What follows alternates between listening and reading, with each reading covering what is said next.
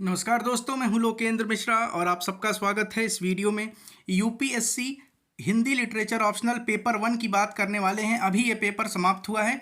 आप देखिए इसमें से क्या क्या प्रश्न आए हैं, इसके बारे में हम चर्चा करेंगे। इसका पीडीएफ आपको टेलीग्राम चैनल पे मिल जाएगा और ये भी आपको जानने को मिलेगा टेलीग्राम चैनल पर ही कि कितने ऐसे प्रश्न हैं जो हमारे आंसर राइटिंग प्रोग्राम से डायरेक्टली या इनडायरेक्टली रूप से आए हैं, या हमारे वीडियोस जो अभी यूट्यूब पर फ्री में पड़े हुए हैं उनमें से कितने प्रश्न आप कर सकते हैं।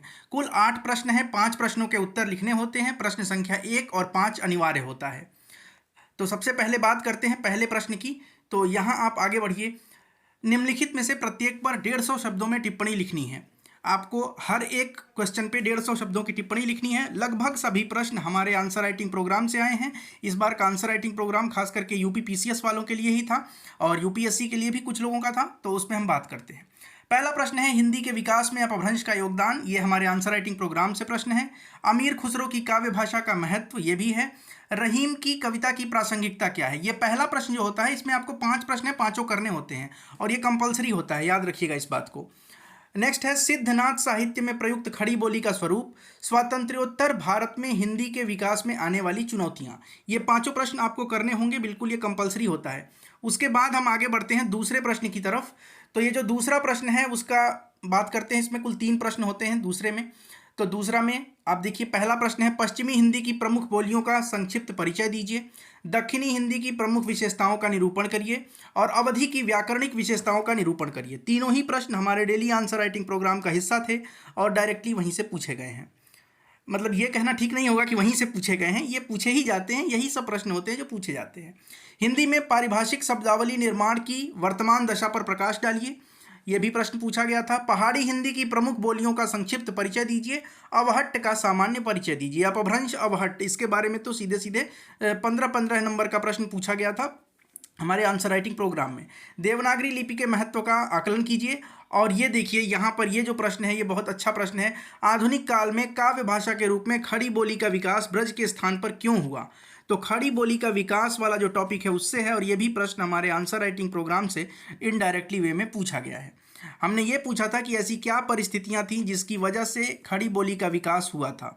ब्रज के स्थान पर ही हुआ है काव्य भाषा के रूप में। अगला प्रश्न, तकनीक की भाषा के रूप में हिंदी के सामने आने वाली चुनौतियों का वर्णन कीजिए। 15 नंबर का प्रश्न। इनमें से कोई आपको एक करना है। 1, 2, 3, 4 प्रश्न हैं जिनमें कि आपसे कम से कम 2 तो करना ही होगा। एक पहला तो अनिवार्य होता है। अगला प्रश्न, आचार्य रामचंद्र शुक्ल के द्वारा किया गया हिंदी साहित्य का काल विभाजन। रामचंद्र शुक्ल का साहित्य इतिहास लेखन वीडियो फ्री में पड़ा हुआ है। इसके अलावा आंसर राइटिंग में आचार्य शुक्ल के साहित्य इतिहास लेखन पर टिप्पणी लिखने का प्रश्न आया था, उसमें ही आपको काल विभाजन के बारे में भी उल्लेख करना था। कबीर की काव्य भाषा, इस पर टिप्पणी मिला था आपको करने के लिए जो आंसर राइटिंग प्रोग्राम में थे। सूरदास का विरह वर्णन, सूरदास का वियोग वर्णन, इस पर भी टिप्पणी दी गई है। खास करके नागमती के वियोग वर्णन से आपको, जो जायसी का था नागमती का वियोग वर्णन, एक वो दिया गया था आपको और एक दिया गया था सूरदास का विरह वर्णन। आगे बढ़ते हैं। हिंदी की प्रगतिवादी समीक्षा, इसमें आपको लिखना था जो आलोचना वाले प्रश्न होते हैं।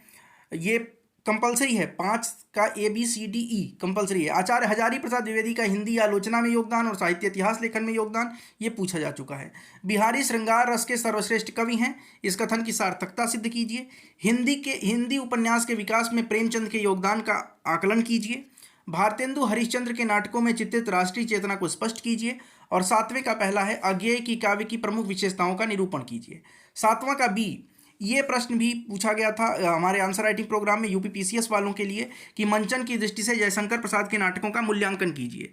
तो प्रश्न ये था स्कंदगुप्त के माध्यम से। स्कंदगुप्त हमारे सिलेबस में है, हालांकि बीपीएससी में चंद्रगुप्त है, तो उसके आधार पर आप लिख सकते हैं। महादेवी वर्मा के संस्मरणों का महत्व का आकलन कीजिए। नागार्जुन जनवादी कवि हैं, इस कथन की तर्कसंगत व्याख्या कीजिए। और 8वां प्रश्न है, कृष्णा सोबती के उपन्यासों में चित्रित नारी चेतना पर संक्षिप्त प्रकाश डालिए। जगदीश चंद्र माथुर की नाट्यकला का संक्षिप्त विवरण दीजिए।